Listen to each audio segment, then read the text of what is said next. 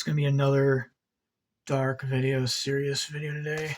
I'm going to further expose a particular fucking spirit, particular entity from this book, Gemorum Verum. This version is the illustrated Gemorum Verum by Rundell Overman. Highly recommend his works. Everything he can good. Very, very good. And it's very, very cheap too. Like only, I think it was like $12 or $14 off Amazon. And it's got like all the illustrations, it's got the magic circles, it's got like every version of the Gemorum Verum. I have the complete illustrated Grand Grimoire also by him. It's like this fucking thick. Like it's really fucking good. A little bit about the author, him evoking Azazel. I had him on my channel before, and he's a pretty chill guy. But basically, if you don't know what this is, the Gemorum Verum is very similar to the Goetia. So the Ars Goetia of Solomon is the 72 main spirits, and this is basically a Goetia part 2. There are 44 lesser spirits, but not very well known about. So the Ars Goetia are the 72 main spirits. Then the Gemorum Verum adds 44 more spirits. And I have very, very mixed fucking feelings about the Goetia, okay? I'm going to be straight up with you.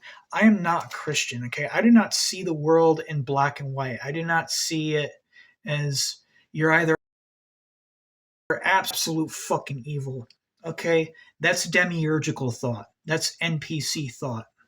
That's digital thought. That's what Thomas Sheridan calls the binary thought. Jehovah is an extremist. He's an absolute. You're either his devotee or you're his worst enemy. He wants to exterminate you and burn you in hellfire for all of eternity. It's just ones and zeros. There's no gray area. There's no room for analog thought. Well, human consciousness is like this. It's like an analog thought. Demiurgical consciousness is just ones and O's, ones and O's, ones and O's, ones and zeros. Absolute no room for humanity, no room for gray area. So I kind of see the Goetia as kind of like that. They are real spirits, and very interesting too. When the Jews wrote the Goetia, the Goetia Solomon, these Solomon bound with Jewish magic, with the names of the Tetragrammaton, with the various names of Jehovah. Some of them are pagan deities. Some of them are reimagined pagan gods. Okay, because we look through here, when we actually get into the 44 spirits, there are multiple goats. There's like 5 different goat spirits in the Gemorum Verum. First is Surlin. He's the very first one in here, and if you notice here, he looks like a pissed off, grumpy goat. He actually looks like he's got the same frown. He looks like the frowning goat from the Rider-Waite tarot deck, the Devil card. But that's not what I want to show you. This one was what I wanted to show you. Haramel, the 5th spirit, Haramael. We have an Astaroth or Astarte-looking character. You know, we have a goddess-looking figure, a lunar goddess figure. And then on the next one, number 6, Tremasael, we have a chemist / playing card guy / wise guy. And this spirit right here, he teaches all kinds of chemistry, conjuring, nature of deceit, sleight of hand, so like counting cards at the casino, shit like that. Teaches secret of making, which is basically like a witch's ointment. You rub it on yourself to make you astral project, and by means which base metals may be turned into gold or silver. And the thing about these spirits, their messages are very cryptic, so they're not going to be able to physically teach you how to turn any metal or lead into gold. It's all symbolic and has to do with internal alchemy.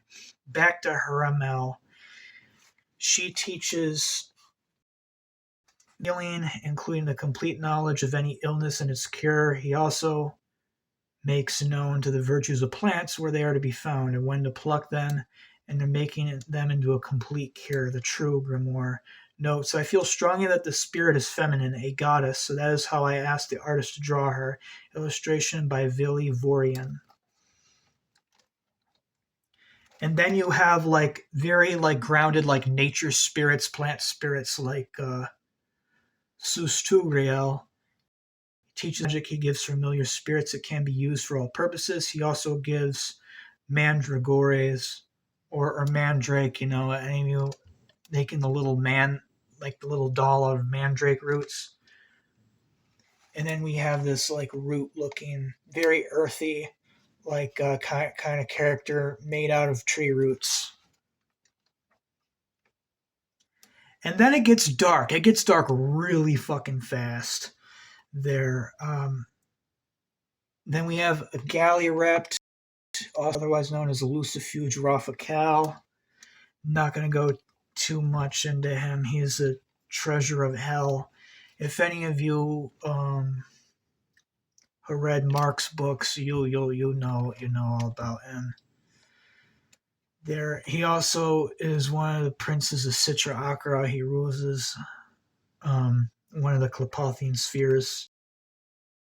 Lucifer sang to Tamiel. And then there's a Clepothian Ashtaroth, not the goddess Astarte, not the goddess, but the Klepothic Ashtaroth, which is a very different kind of energy. Here's another goat, Sargatanas, and knowing absolutely nothing about this spirit, knowing absolutely nothing about this guy, I can tell that his symbology is very, very, very cryptic and has to do with alchemy because he's got keys. These keys dangling from his horns. I know absolutely nothing about this spirit. I never had interface with him or anything like that.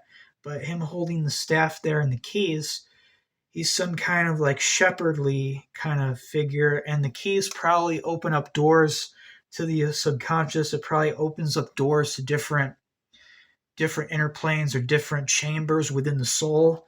So he probably has a lot to do with like soul travel and soul exploration, as well as like exploring the inner mind, the inner planes. The keys could also open up various doors to like the outer planes, astral planes, shit like that. So he has a lot to do with like astral travel, mental projection, and exploration of consciousness. But let's read what the description says. The fifth subordinate of spirits listed in the Grand Grimoire is Brigadier Sargatanas, who has the power to make one invisible, to transport one anywhere. Ooh. And to open up all kinds of locks out the lock opening shit. And to grant one power to see whatever is happening in homes, to teach all tricks and subtleties of the shepherds. Yup, I was right. He controls several brigades of spirits. Under him are Lorray, Valifar, and Farao from the Grand Grimoire. The sigil is from the Grand Grimoire, and the illustration of Sargatanas created for this book is by Vili Vorian, and he is spirit number 14 in this catalog of spirits. Like I said, these spirits there are just a very wide, different catalog of spirits. They can do all sorts of different things. They're one of my favorite, actually, and I actually made his tea. This is number 19, Harastum. General Harastum's tea. Harastum, who can cause anyone to pass through the fire without being touched by it.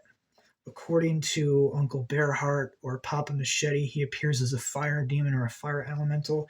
Here, the illustration by Vili Vorian, they have him as a flaming dragon. And the note sigil created by me represents the motion of human, the circle, and the line with the arrow passing through the flames. The dragon and fire with a crown on, breathing flames with flames all around it. Illustration by Vili Vorian. So, the original Grimoire and Verum did not have all the sigils. There's like 9 missing sigils. So Arundel Overman had to fill in the blanks and make his own. So here we have the magician passing through the fire, which is the spikes, flames. So we have the sorcerer passing through the fire. Now I made Harastum's tea, with everything but the rum. I didn't have rum on me, but I made it with all the other ingredients, and it's fucking powerful. Like it feels like you're on fire, like your whole body temperature and everything goes up. It's supposed to boost your immune system. But I'll post a link in the description to Papa Machete's blog post about General Harastum, and Harastum actually offered like three different solutions. He offered a tea, he offered a paste, and he offered peppers or something you could cook, all to raise your immune system and protect yourself against the coronavirus. But these are very, and then Alelo Gap number 9 also his sigil's missing, so it had to be filled in. We have this Dagon looking character who is a fish god slash grain deity to the Canaanites and the Philistine people.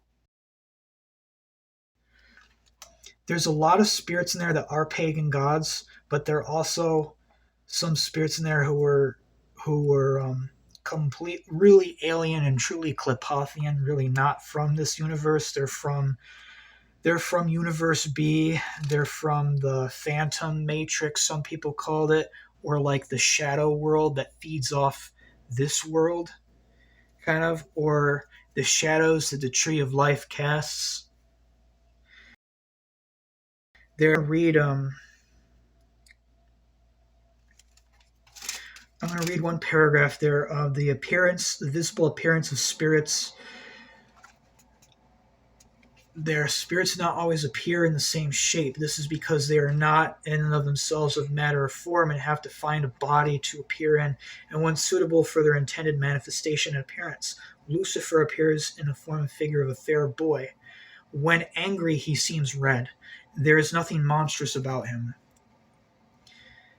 Beelzebub appears sometimes in monstrous forms, like a giant cow, or at times as a big he-goat with a long tail. When angry, he vomits fire. Ashtaroth appears black in human shape.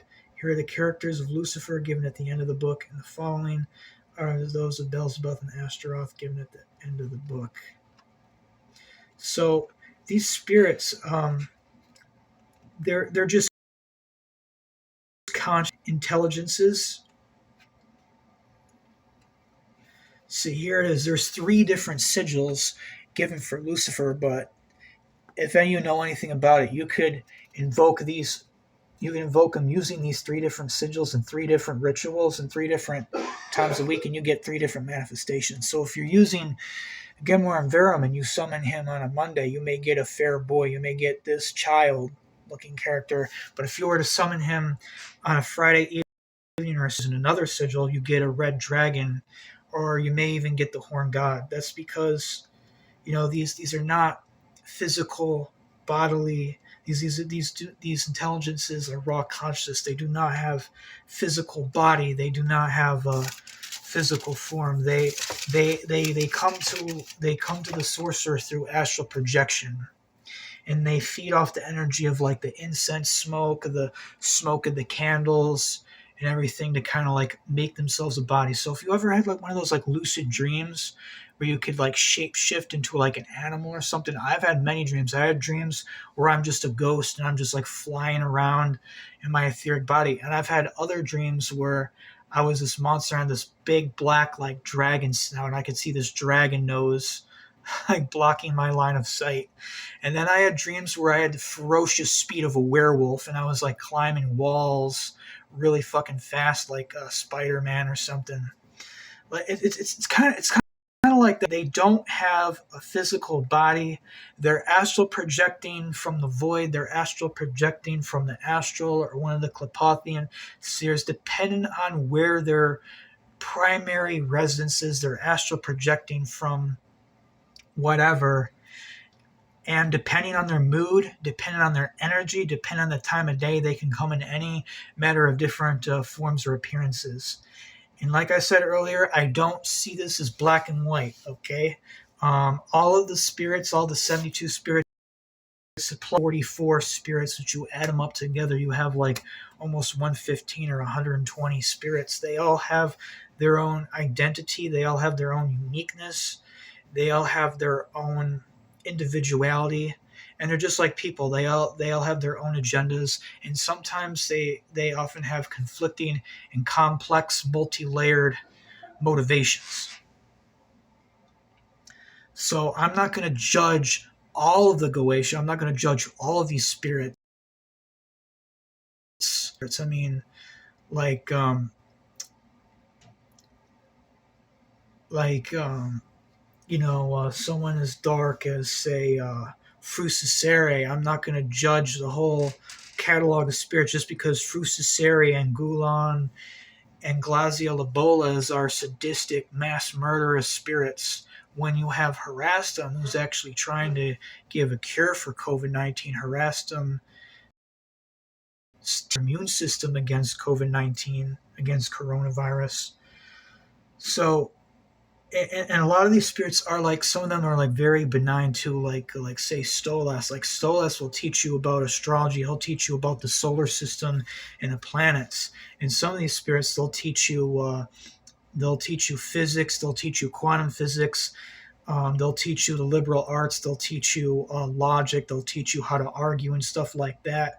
I didn't find the spirit, but one of the spirits in Grimoire Verum is really good at teaching you how to win games, like how to win at gambling and stuff like that. He can make you a really good gambler. But enough with the introduction of spirits. I want to just dive right in there. We're 16 minutes in. We're going to talk about... Okay, get your popcorn ready. Feel free to pause the video and do any like grounding rituals or banishments, because it's going to get fucking dark. And I've been personally attacked after making this connection. But my last video about Guland here, and all it says there is Guland caused all illnesses from the true grimoire. The grimoire of Honorius said that he should be invoked on a Saturday and offered burned bread. Illustration by Madi Sinkonen. And here we have this very evil, grim, demonic-looking Reaper bat, Death Bat. And there we have the symbol of Saturn on his chest. So what this tells us is this is a very Klipothian spirit who's also attributed to Saturn. Now, those of you who know Kabbalah, there, Saturn is the abyss, the inverted Saturn. And the inverted energies of Saturn are the most fucking malefic out of all the inverted planets. I mean, you invert Mars, the energy of Mars, a very like Marsarian war, like martial kind of energy. You take that to the extreme and you get like genocidal, holocaustic, like crusade and inquisition kind of energy. But you invert the energies of Saturn, it's worse than that. It's even worse than extreme Mars taken to the extreme. It is the most malefic out of all the planets if you invert it. So this illustration tells us that he is a Klipothian spirit attributed to Saturn. And like I said from my last video about exposing this fucking spirit, he delights in disease. He delights in suffering. He and Frucicere here, they both take great pride and joy in the Black Death. They take great pride and joy in the Black Death, killing a third of fucking Europe. They killed off a third of Europe. Okay, I'm European. I come from Ireland, Scotland. And then on my father's side, he also had French, Spanish. So like, we come from Europe and a little bit of Native American. So those are my fucking ancestors. Those are my fucking ancestors. Those are my fucking people. That this fucking spirit, that this fucking two spirits, fucking Frucicere and fucking Guland, conspired to kill with the dark sorcerers, with them fuckers, back in the Middle Ages. So I'm pretty sure they're the same as the Catholic Church there, the same as the Jewish communist Christianity. I wonder if Guland was behind the fucking smallpox blankets given to the Native Americans as well, because I'm part Native American. I'm like 1/5 Native American, but my father had a little bit more Native American than I do. What I want, let's just cut to the point. There is an entity from Mexican American experience there that was worshipped with human sacrifices, and this particular entity appeared in the form of a monstrous bat. Get a look at this.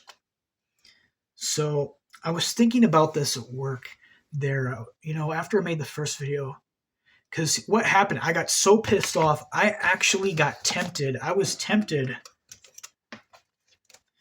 to try to do a deicide of this fucking entity known as Guland by sigil torturing, by taking this sigil and like ripping it up, stomping on it, burning it, and trying to kill his energy. But then it dawned on me, hold on a minute. How big is this? How swollen astral tick?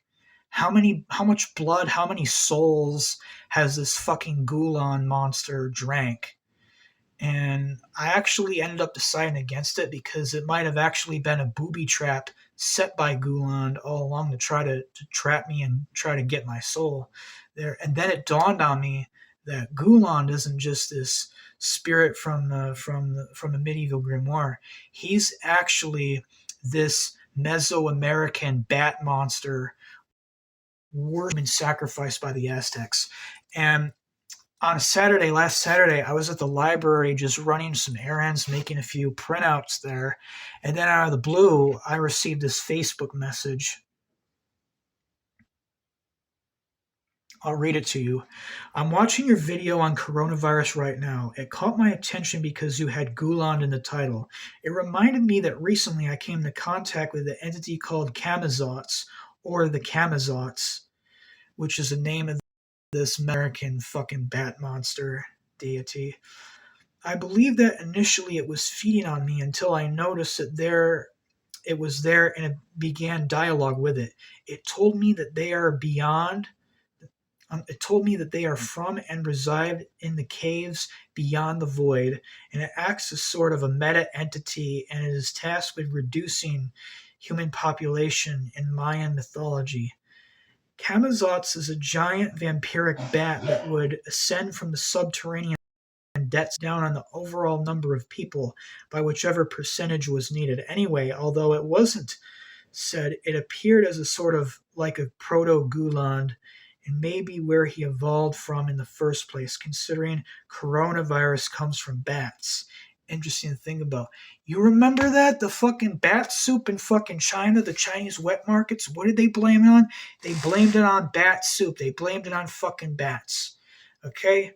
And then Uncle Bearheart, or Papa Machete, he makes that blog post about fucking Gulan, and then there's this fucking bloodthirsty astral tyrant that takes the form of a bat monster called Camazotz that was worshipped with human sacrifice by the Mayans. It's very fucking interesting here because if you actually type it into any search engine, there Camazotz looks like fucking Batman, and I've never liked Batman to begin with. I never fucking liked him. I wasn't a big superhero guy. I was kind of more rooting for the bad guys. Like Bane, the Joker, growing on up. I mean, Spider-Man was cool. I guess I like Peter Parker. I mean, that's the only, like, hero that I like because he was kind of an autistic nerd, kind of like I was growing up in school. About Batman, he's a statist. He doesn't give a shit about individual rights or individual freedom. He just protects Gotham City because he's friends with the elite there. He's not there to bring you justice or fucking protect you. Batman's there to protect the fucking elite. He's there to protect the fucking government and the fucking elite in Gotham City. He doesn't care about small little Tom, Dick, or Harry or small little Cody like me. No, fuck us. The Joker or Bane could do whatever the fuck. No. Batman just wants to maintain his lifestyle and wants to maintain his wealth and his power in Gotham City. So Batman's sort of an elitist fuckhead, an elitist dick. Where if you take like Peter Parker or like Spider-Man, he's kind of more like of a regular guy, more like a common man, you know, or like a regular Joe, Tom, Dick, or Harry superhero. But I've seen the new Batman movie with Heath Ledger as the Joker, really fucking good. And I saw the other one where they had Bane. Bane was really fucking cool. I love the Bane movie there. But of course they had to demonize Bane, you know, because Bane was right. Like Bane was an asshole. He caused a lot of destruction, but he was fucking right. Man, like he was all about fucking up the Matrix and fucking up the power structure. Humanize Bane. And if you look at Bane's mask, it kind of looks like Pazuzu's muzzle. You know, it's got that Pazuzu looking muzzle, and it's got that thing that goes up between his eyes. It looks like those harsh eyebrows. There, watch my other videos. I made many videos about Pazuzu. He was demonized. There's a lot of fear behind him, making him out as some kind of monster, but he is a storm deity, but he is a plague deity, but he also protects children. Like he can protect children against Lamash too. And like all the fear that like others have been posting about him online, I don't really think that's Pazuzu. I think that might be Lamash 2 or Karanzan or some like really darker, like nasty entity that's just using Pazuzu's image to scare people away from him. But that's a whole nother fucking video on there. Now I sent this screenshot. To Uncle Bearheart there, or Papa Machete. This is what he has to say about Guland. I don't know if I'm allowed to share this. If there's a problem, I'll edit this video, I'll take it down and make another video, but this is what he has to say about it. He's mentioned in the Polyvu.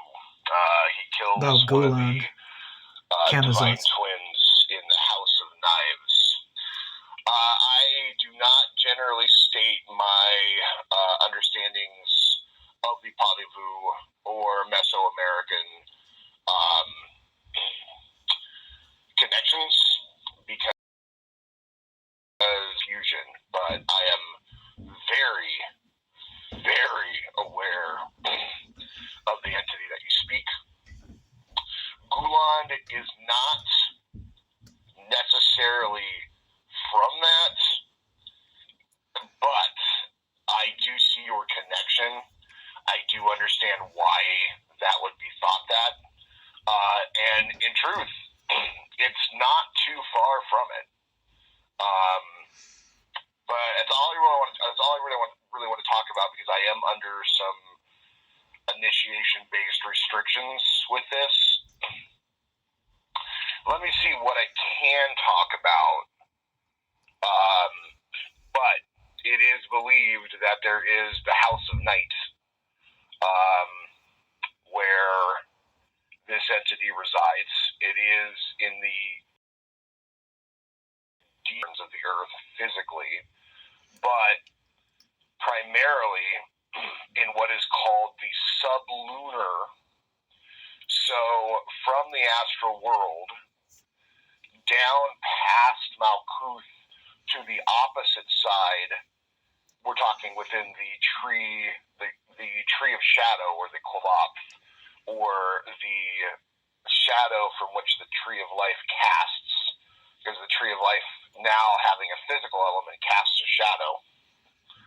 From that astral opening to the Kolophian astral opening is this extremely perilous, very dangerous. Many souls are held captive there.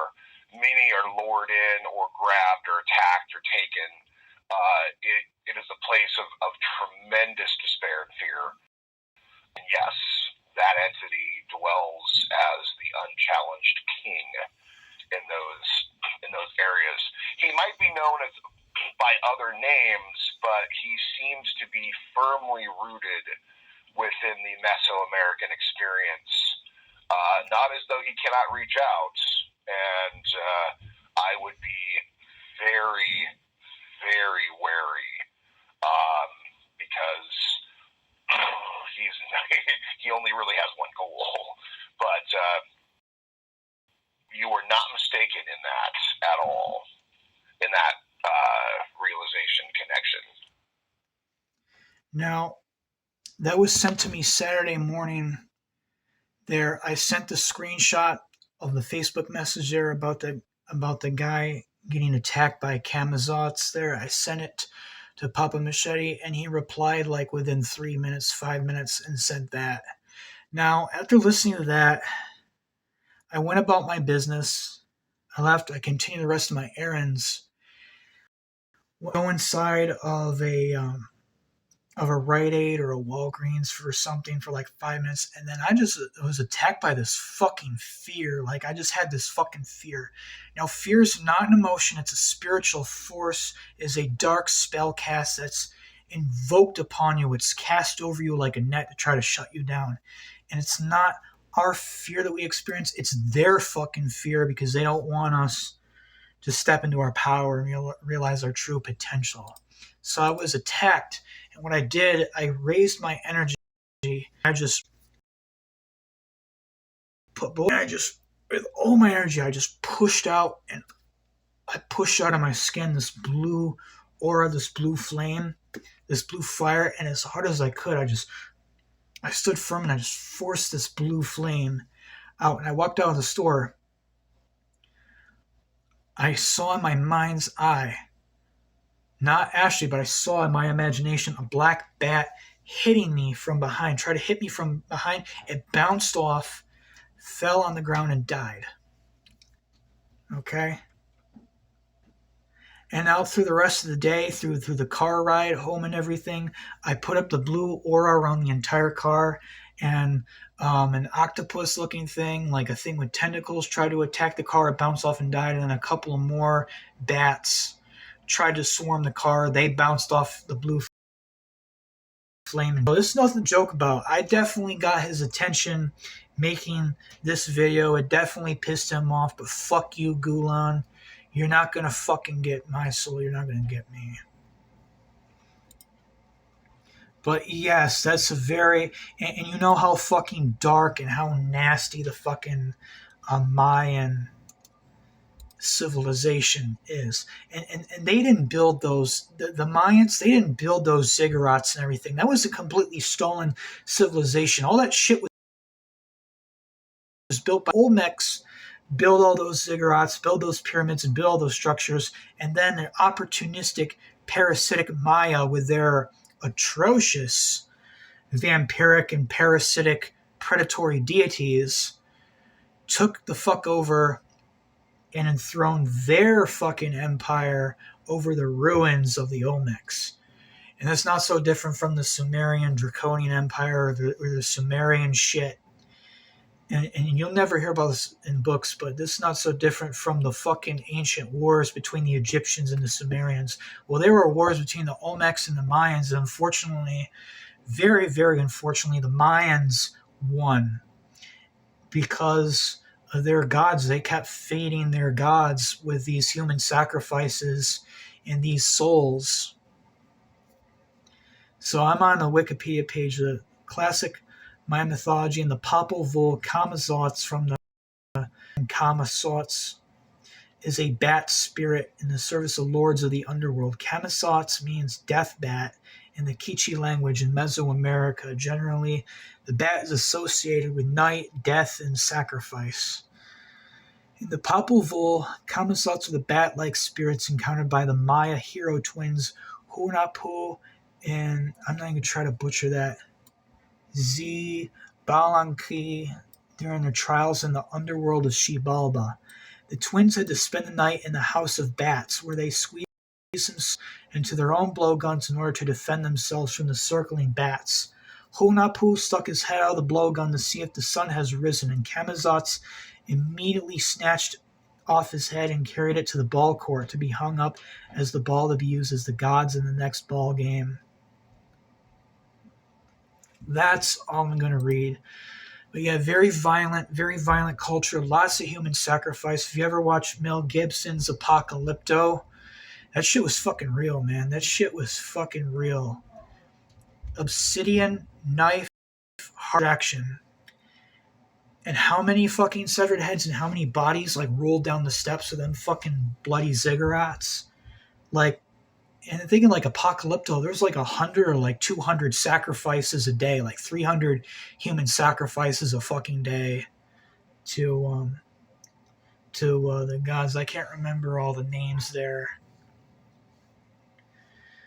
but yeah, like there's literally like a long line, just a long line of slaves just waiting to be sacrificed, and they were that fucking terror, fear, and despair. And I believe Papa Machete. I believe him that those souls who were fucking ritually murdered upon those Mayan sacrificial altars, they're still not at rest. They're being held hostage.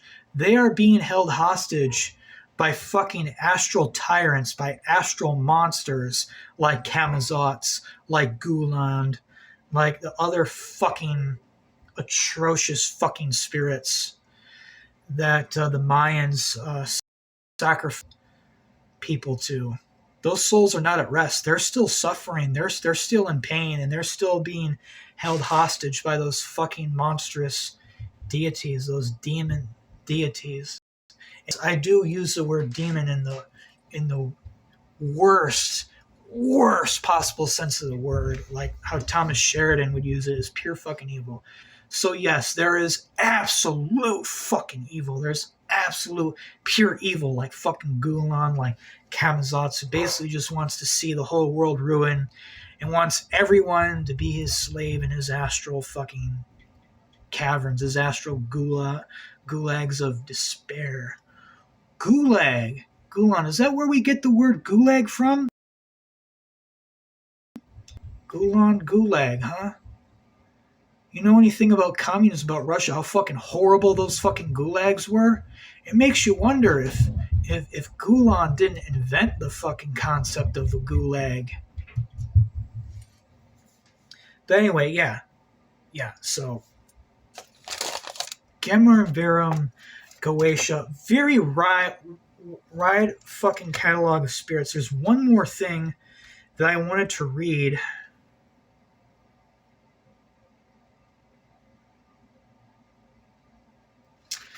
That I wanted to read to you here about whether they were pagan gods or demons or both.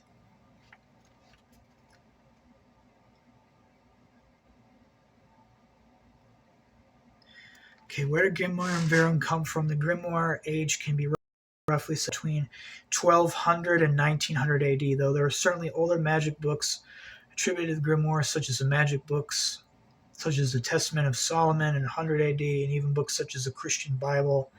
It's said to be part of a bigger picture. The grimoires, relatively to modern European phenomenon, were written in France, Germany, Italy, Portugal, Spain, England, etc. Impossible to say which grimoire was the first. There are hundreds of known grimoires, but the Heptameron of Peter di Albano, 1257 to 1316, earliest and had a model to many of the grimoires which came after. The Heptameron 7 days contains directions to make a magic circle, the use of a lamen or talisman to hang around the neck, in which the sigil or character of the demon drawn onto it, and conjurations call up groups of angels to carry out one's will. It's possible the idea of creating a sigil for a spirit developed from the Heptameron has spread throughout the other grimoires. The idea of wearing a talisman around the neck with the sigil of the spirit is developed well into the method used in the Lesser Key of Solomon as well.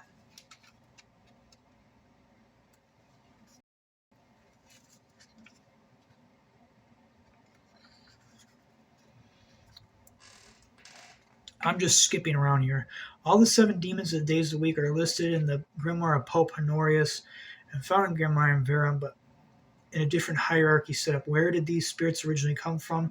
Well, some of them we can trace back their origin thousands of years, such as Astaroth was once a Canaanite goddess Astarte, and then what they fucking did, they fucked with the genders there, and they made some goddesses in the males, they made some goddesses in the females, but unless, like, Astaroth, a meta god or like a meta type of entity like Lucifer is, then depending on how or when you summon it, you can get anything. You can get a male figure riding a dragon, you can get the man in black, or you can get like a goddess looking figure depending on the day of the week or depending on its mood.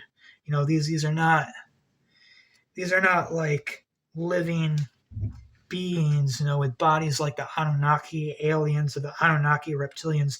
These are bodiless spirits from the plane, from the void, or whatever you want to call them. Some of them were appropriated from like the pagan traditions. Some of them were pagan deities, and they were basically adopted into this catalog of spirit. Some are just like Guland. He was worshipped in Mesoamerica. He was a pagan bat monster, Camazotz. Now, not all paganism is good. Some pagan traditions are fucking bad, fucking really atrocious, like the bloody religions of human sacrifice of the ancient Mayans, which again were a stolen empire who parasitized off the backs of the Olmecs. Here's what I want to find. Okay, demons, pagan gods are both. The magician using these books' viewpoints. One way is to simply view them as books of magic and use them exactly as they are described, mixing demonic invocations with prayers towards the Christian God. One might say it is heretical Christianity, almost a new branch of the religion itself.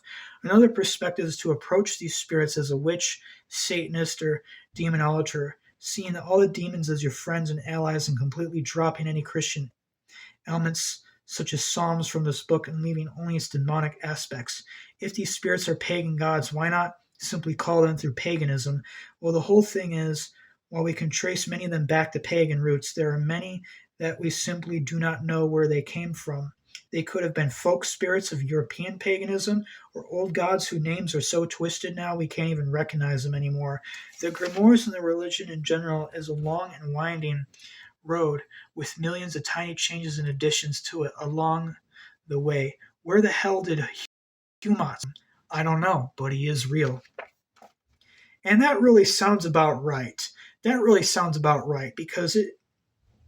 Because really it's a very, very eclectic collection. As we went through, we saw a goddess looking character, we looked at an Astarte looking character, we looked at a spirit who can help you win at the blackjack at the casino. We looked at a tree root mandrake looking spirit.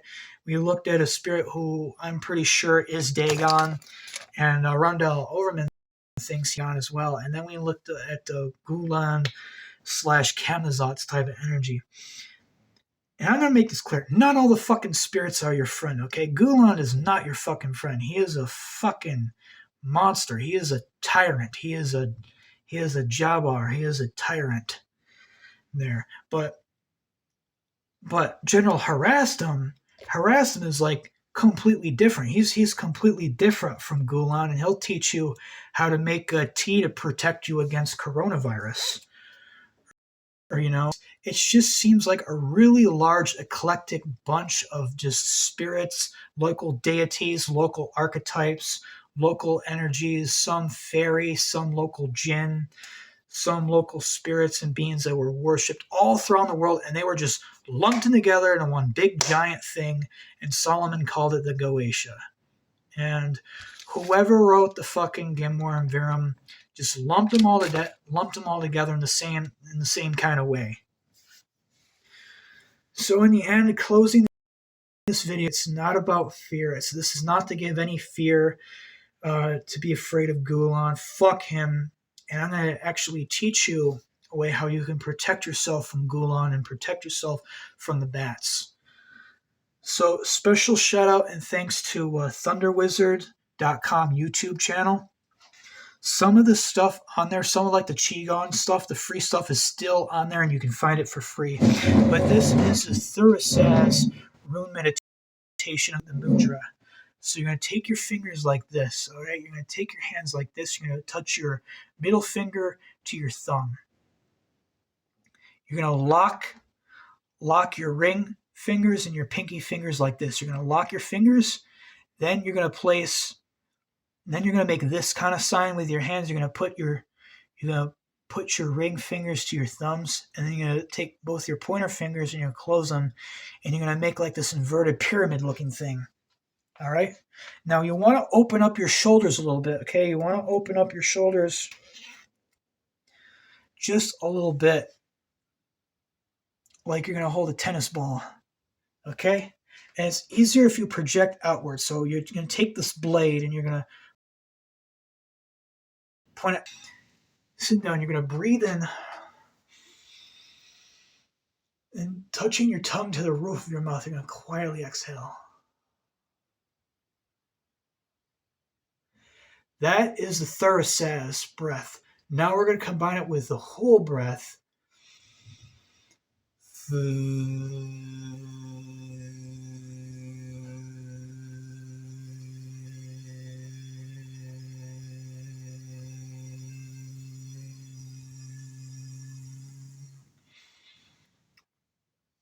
Now, it might take you a few times. It might take you a few times to get it right. Start by vibrating the tip of your mouth and then move your tongue over to where it vibrates just behind your teeth. Now, it may take you 5 to 10 times or even half a dozen times to get the vibration right, to get the vibration correct. But when you got it correct, feel something. Now, depending on where you are, it could be your spine, it could be on your back, or it could be anywhere where you got a chink or an arm or a chink or a dent in your aura. And this vibration sensation, once you do nail it, that's your aura repairing itself. That's your energy trying to heal itself, healing itself. So that's a good sign. Now I've done this like 5 to 7 minutes at a time, and I'm going to give you a second meditation there, and you can tell a difference. Like if I skip a day and I don't do it, I don't have a very good day. Like I can feel a fucking difference. But on the days that I do it, if I spend like good like 5 to 10 minutes on this before work or before anything, like I can tell a solid fucking difference. So I'm just gonna do a very, very brief demonstration. I'm gonna do this a couple of times.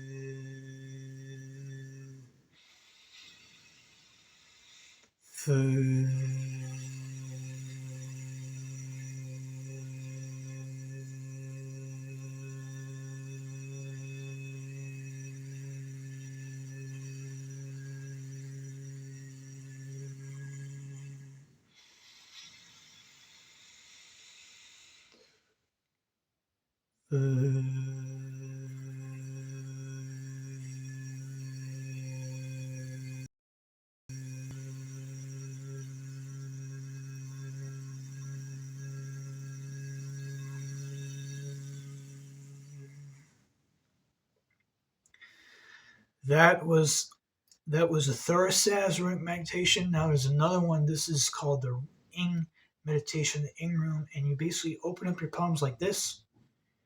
You touch your pinky to your pinky, your ring to your ring, middle to middle, index to index finger, and you put your hands together like this. Now what I'm going to do, I project this outwards. I just open my arms up like this, like slowly. I'm going to hold a tennis ball and just quietly breathe in and out. Breathe in through the nose, exhale with mouth. I'm touching my tongue to the roof of my mouth as I'm doing this. And very quiet. You should not really hear a breath, except you are going to hear something inside your own head.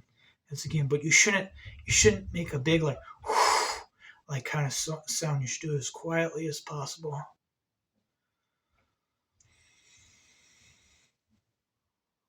And as I'm doing this, I visualize a pyramid. Okay, Thunder Wizard says you can just visualize a pyramid of light. You can visualize a golden pyramid of light. What I like to do for maximum effectiveness, I visualize blue light, blue flame pyramid. And you can see this as just a blue fire raging from inside the pyramid. That's okay. Or if it comes down like a giant beam of like a blue laser from the North Star or a blue laser from the sky, that's okay as well.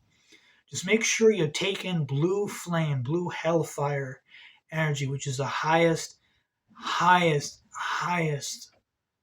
of fire, the highest kind of energy there. or Donos Dogomostos, which means hellfire in a notion. The Donos Dogomostos. I used to use this all the time back in my Joy of Satan days. And I've come back to this blue fire energy over and over again because it fucking works. Because it fucking works and it fucking cleanses the aura. It cleanses negative entities, negative energies. And just this blue pyramid of fire, and just take in this blue energy and just burn blue there, and the brighter the better. Like this blue flame, sometimes it blocks out my vision, it blocks out my mind's eye, and I can't see nothing right now but blue hellfire, but blue flames. Now below you, I'm going to make an inverted pyramid. Now, you can just do it like Thunder Wizard says it. It's just like this, but opposite. I go a step further, and I make the shadow pyramid. And then you can visualize, your shadow self sitting there. You can visualize a shadow dragon, or like your dark self, your bestial self, sitting just like you in the chair, but upside down.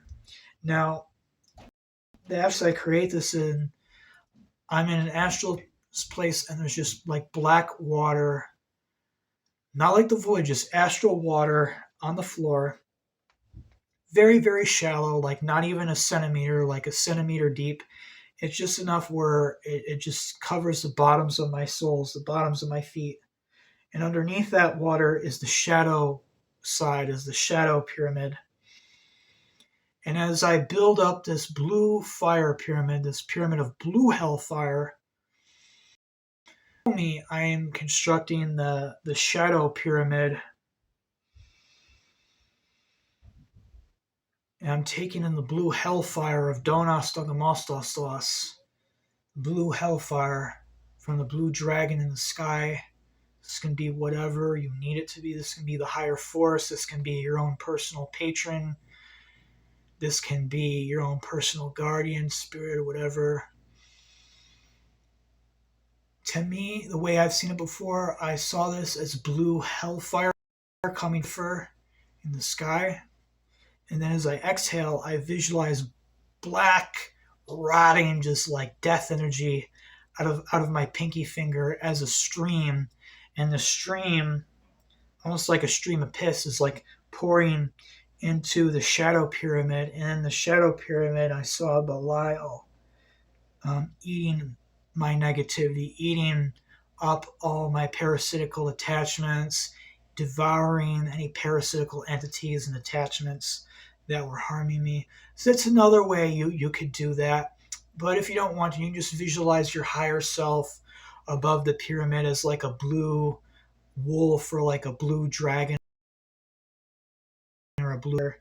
And then down below you, you can visualize your shadow self or your bestial self. And you have to, the best thing to do is to intend negative energy leaving your body and your shadow self devouring your negativity. So you're taking up blue hellfire energy, you're building up the blue flame energy on the upper body, and then you're feeding your shadow self the negativity and the negative parasitic attachments there, so that both selves, both the day side self and the night side self, are grown and expanded. Now I do the Thurasaz breath anywhere between 5 to 8 minutes, sometimes even 10 minutes. And then when you're done, you should do this meditation, the double pyramid in rune meditation, second. And just on that blue hellfire energy, and do this for like another 5 minutes. So this could be anywhere from 11, 12 to 15 minutes tops. Okay. Do this every day, especially if you feel like you're getting attacked. Okay. And you wonderful person right there, I still don't know your name because you have like runes or something as your Facebook profile name, and I can't read your name. I can't read Elder Futhark, but whatever your name is, I want you to do this exercise, okay? To protect yourself from the fucking parasitic energy, plague energy that's trying to devour this fucking world, trying to devour all souls and ruin all of mankind. But do not fear. Fear no fucking Guland. Fear no fucking monsters or whatever. I got a last one for you, okay? I got one more for you, okay? This is a secret, okay? I never shared this with anyone before, but I share this secret with you right now. And my recent rituals I've been doing, I've added this prayer. I've added this prayer to my list of evocations, okay? It kind of goes something like this. To the higher force, to the most highest mystical God, the hidden Father who is hidden in and above the absolute, the holiest of holies. You are both cosmic and anti-cosmic, yet none of those things and far above all of those things. You are many things to many people. To the Native Americans, you are the Great Spirit, the Great Wolf. In the tarot, you are the White Wolf in the tarot. And to the European mysteries, you are the white stag of the horse. But you are also the black dragon Ganungagap as well. Most beauty beyond beauty, your mercy beyond mercy, and you are also wrath beyond wrath. I ask for your numinous, gentle light, far beyond the abyss, far above even the void, above even the absolute, to fall gently upon me and guide me in all that I am going to do today. Ignite my internal dragon. Ignite my dragon soul. And turn away all true malevolence and evil spirits. I ask only for your mercy beyond mercies to attract positive people and positive things and acts of kindness and generosity and good luck today. And I ask for your wrath beyond wrath aspect to harshly punish and turn away all enemies. Turn away the Guland's energies. Turn away the devouring bat-like energies. Turn away the Cthulhu. Turn away the Frucisaires and the other dark astral parasitic energies. And turn back, thou fucking Ammit. Turn back, thou devourer of souls. There are no hearts, there are no souls for you here to devour. Turn back, thou fucking Hemhemti. Turn back, thou fucking Ammit, thou fucking devourer of souls. There are no hearts or souls for you here to devour. You must turn away now by the command of the higher force. You will leave here hungry. There are no hearts, there are no souls, there is nothing for you here to devour. Amen. And that's the ritual. The two breath meditations, the Thurisaz, the Ingrun meditation, and the turning of Ammit. That will keep all negative bullshit. They'll keep all that lower astral shit. They'll keep all that negativity and all that parasitism far the fuck away from you, okay? I want you to do all those things. I want you to do those three things. If you're not comfortable yet to make contact with the higher force and whoever your patron or your highest idea of God is, whatever your patron, whatever your gods are, I want you to do the turning of Ammit or the turning of Cthulhu in their names. Good luck to you.